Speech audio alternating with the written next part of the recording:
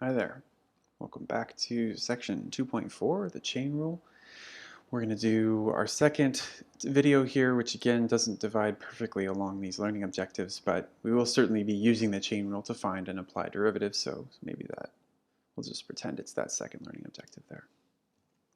Mostly what we'll be working with is this general power rule. So basically what we're supposed to think of in this case is that instead of having just x to the n, what if we had something more complicated? 2x minus 1 to the some power, 15th, let's say. So the thing we're supposed to be contemplating is something more complicated being raised to the nth power. And how we get rescued by this is with chain rule, essentially. So if you just pretended for the moment that what we really had was just x to the n, then we'd be getting power rule right back again. We'd be having n x to the n minus 1, as usual, pardon the first grade script here. And that would be the end of the story. There would be no times anything else. But this is where chain rule kicks in. If you've got something more complicated than just x down here, just your variable of interest, x in this case, then chain rule basically lets you get away with ignoring the fact that this is far more complicated than just x. It's something much more involved. So, or 2x minus 1, or x squared plus 10, whatever it is that's sitting inside of here, chain rule lets us get away with power rule for the vast majority of this computation. N times stuff to the n minus 1, that's the same as our power rule. The only thing that it actually catches us with, the price that we have to pay, at the very end is that we have to tack on the derivative of the inside stuff. And by inside I mean whatever was getting raised to the nth power originally. And if you note, this is actually still consistent with our original power rule. The derivative of x would just be times 1. So this doesn't actually break our original rule either. It's just that if x was fancier than just plain old x, we'd also have a rule that lets us compute its derivative. So we'll try one out quickly. So 3 over x squared plus 1 all squared.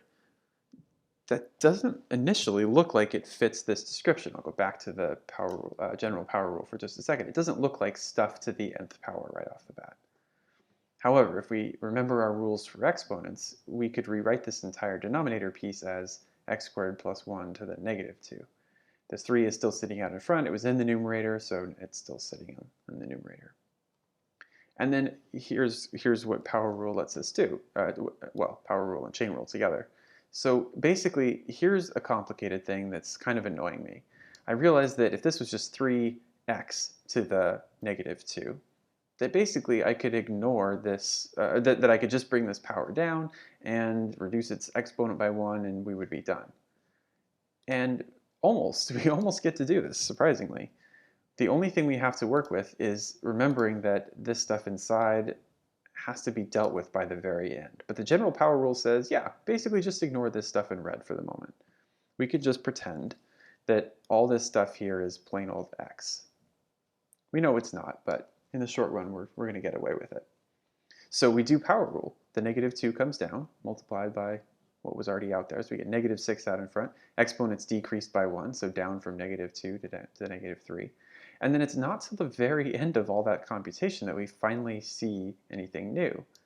So this is the piece that's due to chain rule. So if this stuff in red is u, then this is du dx, the derivative of the inside stuff. And this is where the general power rule kind of links up with the chain rule that we had before. This is the derivative of the outside function, sort of df du, if you will, and then times the leftover bit, du dx, the inside function.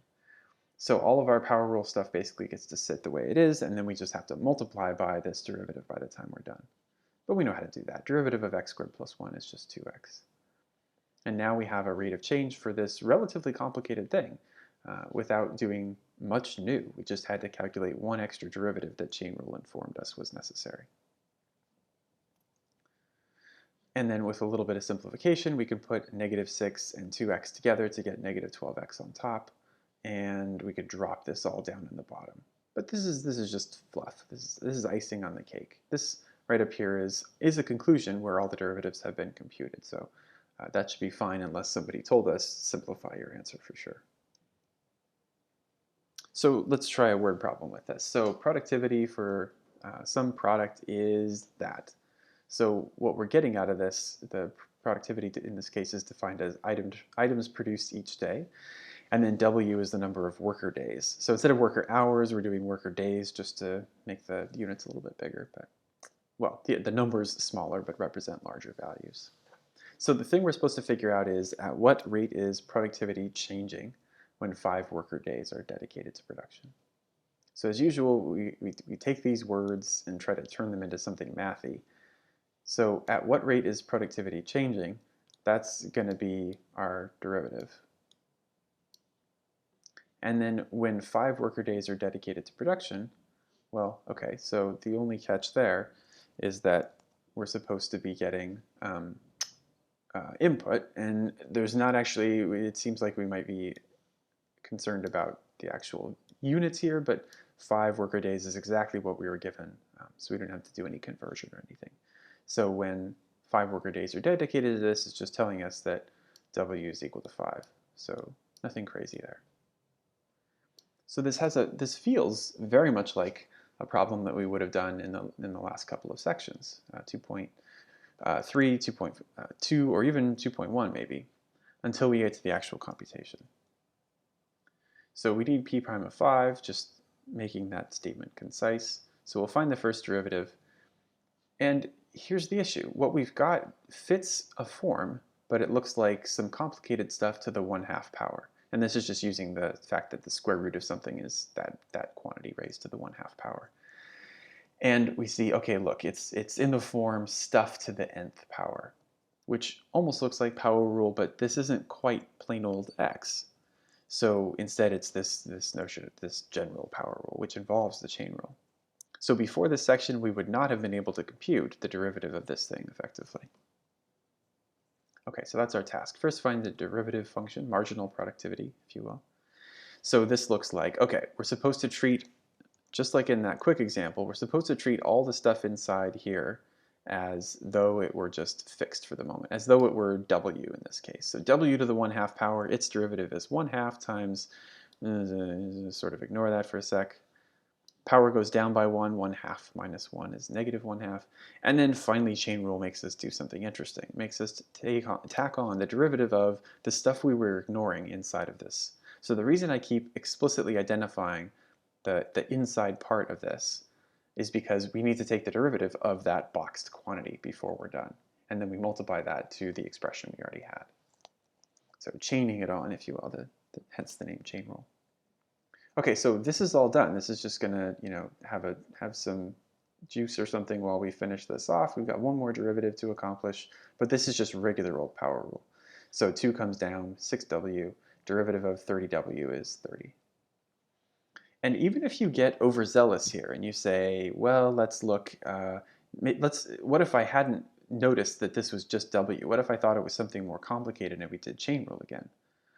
Well, okay, so then we would do power rule as normal. The 2 would come down, and then we'd have to multiply before we were done by the derivative of the inside thing.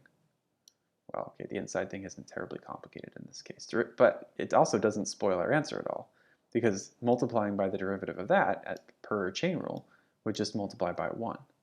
That doesn't actually change our answer at all. So whether you get kind of tricky with it in either of these cases and think, oh, well, don't I need some chain rule here?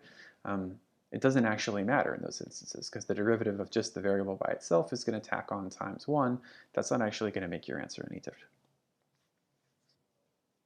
Okay, so we got our derivative function. We're supposed to plug in a number though. So if we plug in our 5 worker days, we get a surprisingly tidy number, 2.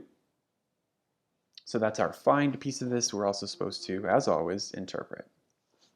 So coming up with an interpretation for this, when labor is 5 worker days, so that's just the input piece of this, then productivity is increasing.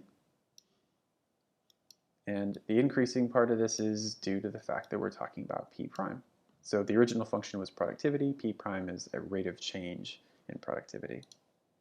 And then finally, the actual value we get here, so at a rate of 2, and then the units are always output divided by input. So productivity was units produced every day, and then units on input were worker days. So this derivative is in 2 additional units for every additional worker day we dedicated to production. So it's telling us that perhaps if we went up to 6 from where we are now, then our expected increase in productivity would be a couple units every day. So there's our generalized power rule, and more specifically, or more generally, this is chain rule being implemented in a word problem. But you'll notice that regardless of the strategy we use to get here, the interpretation still follows these typical what does the derivative mean kind of formula. That's it for section 2.4. We'll be back with 2.5 shortly.